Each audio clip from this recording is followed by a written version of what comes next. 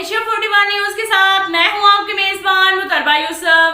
खबर शामिल करते हैं झंग से। हमारे रिपोर्टर राना शाहिद के मुताबिक मरकजी जमीयत अहले हदीस जिला झंग के नाज़िम आला मौलाना एहसानुल अजीज चौहान, मरकजी जमीयत अहले हदीस तहसील झंग के नाज़िम आला शेख आरिफ, मरकजी जमीयत अहले हदीस जिला झंग के सेक्रेटरी इत्तलात शेख शाहिद इकबाल, अहले हदीस यूथ फोर्स जिला झंग के सदर हाफिज साकिब सरवर साकी, अहले हदीस यूथ फोर्स जिला झंग के जनरल सेक्रेटरी हाफिज शाहिद नदीम, अहले हदीस यूथ फोर्स तहसील शोरकोट के सदर हाफिज इमरान सियाल, अहले हदीस यूथ फोर्स तहसील जंग के सदर हाफिज उस्मान लतीफ ने अपने मुश्तरका बयान में कहा कि इल्लामा इब्तिसाम इलाही ज़हीर के ख़ानदान ने हमेशा सहाबा किराम और अहले बैत रिज़वानुल्लाह अलैहिम अजमाइन की अज़मत को बयान किया कि चंद साजिशी अनासर उनके खिलाफ बेबुनियाद प्रोपेगेंडा कर रहे हैं।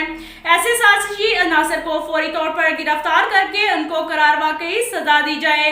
इल्लामा इब्तिसाम इलाही ज़हीर ने हर जगह, हर मुकाम, शहर शहर, करिया करिया, नगर नगर अज़मत सहाबा इकराम और अहले बैत रिज़वानुल्लाह अलैहिम अजमाइन की अज़मत और उनके फ़ज़ाइल बयान करना हमारे ईमान का हिस्सा है।